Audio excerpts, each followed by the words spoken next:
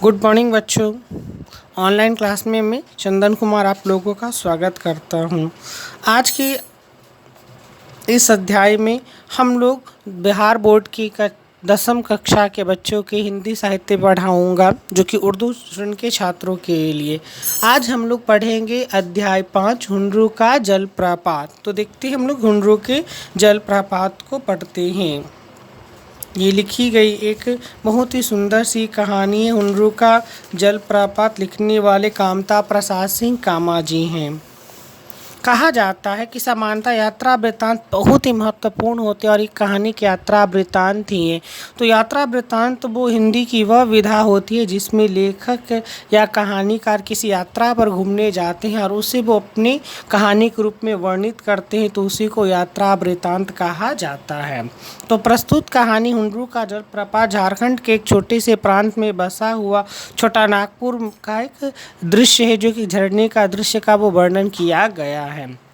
आइए कहानी की शुरुआत लेखक करते हैं कि छोटा नागपुर स्वर्ग का एक टुकड़ा है, यानी धरती पर स्वर्ग तो जन्नत यानी इस कश्मीर को कहा जाता है, लेकिन झारखंड के स्वर्ग की बात करते हैं तो छोटा नागपुर को कहा जाता है, क्योंकि ज़मीन काफ़ी हरियाली है और आकाश में लालिमा छाई हुई थी। वहाँ के उबरे खाबरे ज़मीन को देख कर कितना सुंदर लगता कि मानो प्रकृति हिंडोले ले रही हूँ। जहाँ जगह जगह पर पेड़ पौधे, लता पता, जंगली जानवर और इस तरह से जो बहुत सारे जो क्या थे, सांप की तरह लहराती पतली पतली सड़कें उसकी शोभा को बढ़ा रही थी। और यह पूरा क्षेत्र आदिवासी क्षेत्र कहलाया जाता। तो आदिवासी जगह जगह पर नृत्य कर रहे थे, आसमान में बादल छाए हुए थे और आदिवासी लोग अपने कंठों से मधुर गीतों को वो गा रहे थे। वो ठंडी ठंडी हवाएं बह रही थी, चारों ओर फूलों की सुगंध फैल रही थी, जो शरीर में एक चंचलता को भर दे, इस प्रकार की बातें वहाँ पर दिखाई दे रही थी। चूँकि हम लोग छोटा नागपुर की बात कर रहे हैं और झारखंड की बात कर रहे हैं, तो झारखंड में कोयला की खानें और अबरक की खानें हैं। तो जंगलों में तरह तरह के जो क्या लकड़ी, फूलों की फुनगियों पर नाचती तितलियाँ, फल भार से झुके पेड़, शोभा संपन्न, इनकी सुषमा का वर्णन करते कवि कहते हैं कि हम थक जाएंगे, लेकिन इसकी सुंदरता का वर्णन नहीं किया जा सकता। इतना सुंदर छोटा नागपुर है। जहाँ एक और पृथ्वी कोष उगल रही है, वहीं जो क्या होती है, पृथ्वी कोष अपनी आग उगलती है, वहीं दूसरी ओर पृथ्वी के गर्भ से निकाल के कोयला को निकाला जाता है। ये कोयला को काला सोना कहते हैं, जो कि घरों में फिर आग उगलने का ये काम करता है। अभ्रक दुनिया का श्रृंगार कर रही है, मानो कि जो क्या होता है, नदियों पत्थर को इस तरह से श्वेत शालिग्राम इस तरह से कह सकते हैं। तो इस तरह छोटा नागपुर में कई जगह घूमने के लिए, उन जगहों में कई झरने भी हैं, लेकिन उन झरनों में सबसे सुंदर एक निराला झरना है हुंडरू का जलप्रपात, हुंडरू का झरना। लेखक कहते हैं कि मैं जब भी रांची जाता हूँ तो हुंडरू देखने ज़रूर जाता हूँ। ये झरना जो मेरे प्राण पर जादू की तरह होता है, इसकी सुंदरता को निहारता हूँ तो मैं सब कुछ में भूल जाता हूँ। अब ये झरना है कहाँ?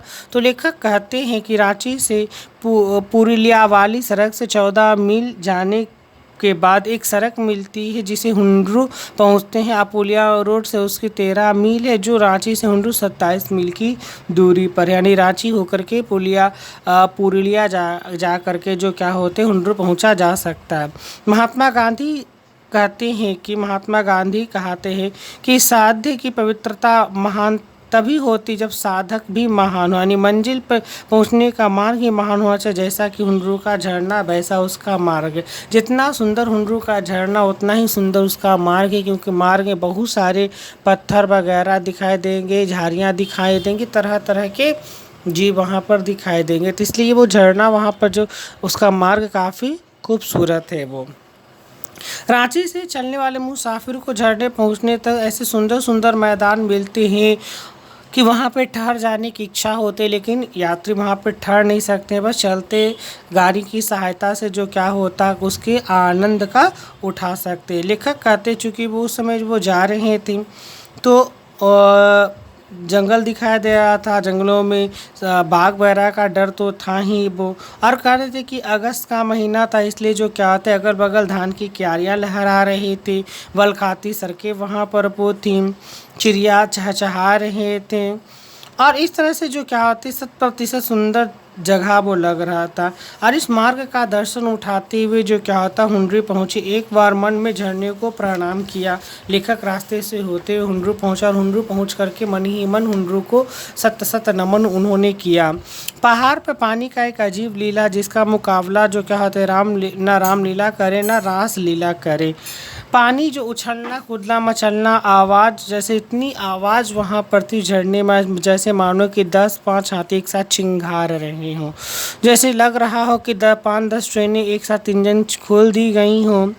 जैसे लग रहा हो कि कई हवाई जहाज एक साथ चक्कर काट रहे हों। उसके झरने में ऐसे आवाज़ के माँ कहीं मन लगता कि हजारों सांप एक बार फुंकार मार रहे हों। ऐसा वो उसके झरने की आवाज़ सुनने में लग रही थी। और अब झरने देखने को लगा उसकी पवित्र मानो देवलोक में पहुँच गए। क्या है यह युग का पानी, अघात पत्थर बर्दाश्त करने का क्षमता, क्योंकि पत्थरों को चीर करके पानी पता नहीं कितने युगों युगों से ये बह रहा है और करुणा के सामने अपने आप में ये बहते चला आ रहा है। पहाड़ पर नदी का खेल है। यह नदी है स्वर्ण रेखा। आप जानते हैं कि झारखंड से होकर स्वर्ण रेखा नदी बहती है। तो स्वर्ण रेखा जिसके उद्गम से 50 मील आगे आकर हुंडरू का यह झरना बना है। स्वर्ण रेखा नदी रांची सिंहभूम बलसोर होकर जो बंगाल की खाड़ी में जाती है वो। तो जब नदी यहाँ पर पहाड़ चढ़ने की चेष्टा करती है तो पानी कई धाराओं में बट जाती है और उसी की एक धारा जब पहाड़ से नीचे गिरते हुए दिखाई देती है तो ये बन गया हुंडरू का झरना। तो ये झरना की ऊंचाई कहा जाता है 243 फुट ऊंचा है। उसका उजला पानी ऐसा प्रतीत होता है मानो चक्कर और भंवर सफ़ेद चूर्ण यहाँ पर गिर रहा हो। बचपन में हवा मिठाई वाले फेरी वाला आता था तो उसका रंग लाल हो जाता था। ऐसा प्रतीत होते हैं मानो कि इसके पानी में रंगीन पत्थरों को देख कर इंद्रधनुष की छवि महसूस होती थी। चारों ओर जंगल और पहाड़ की प्रकृति के ये लीला आश्चर्य देखने में कितना सुंदर लग रहा था। झरना जो कि जंगल में बीच में बसा हुआ था, एक और जंगल हजारीबाग और बीच में ये झरना बह रहा था। मानो यह संदेश सबके लिए कि कल्याण का उद्देश्य वह न रांची का है न हजारीबाग का है, वो झरना सभी का है।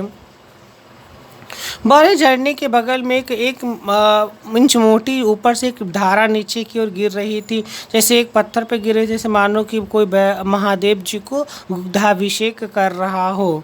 और वो पानी जब पानी नीचे गिर रही तो वो पानी की धारा उसकी बूंदें लगभग 20 फीट ऊपर उछलती थी, ऐसा लग रहा था।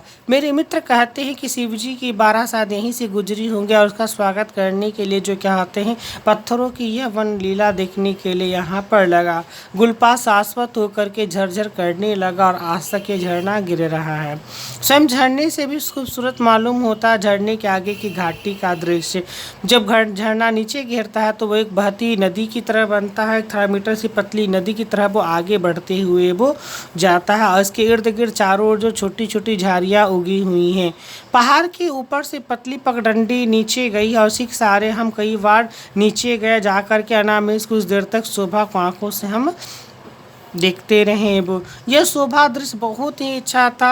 यह जलप्रपात जो कि हुंडरू का झरना पहले बताएं कि 243 फीट ऊंचे पानी से नीचे गिरता था और बीच में चट्टानों की वजह से हुंडरू की शोभा और ही बिखर जाती थी। वो हुंडरू का पानी कहीं सांप की तरह चक्कर काटता, कहीं हिरनी की तरह बल खाता था, कहीं बाघ की तरह गरजता हुआ नीचे गिरता था और जहाँ सिमट कर जाता था वहाँ एक विशाल भयंकर हो जाता था और हाथी की तरह चिंगार के साथ गिरता हुआ ये आगे की ओर बढ़ता था, जिसे देखने के लिए दिन रात दर्शनार्थी आते थे। यहाँ पहले तो यहाँ कुछ भी नहीं था, लेकिन जब यहाँ पर यात्री लोग पहुँचने लगे तब डिस्ट्रिक्ट बोर्ड की ओर से एक बंगला बनवा दिया गया है, लेकिन खाने पीने का सामान का यहाँ अभी भी अभाव है। लेखक कहते हैं कि इतना सुंदर जगह होने के बावजूद भी प्रशासन की नज़र नहीं गया, बिना प्रशासन की नज़र गए यहाँ पर खाने पीने का अभाव है।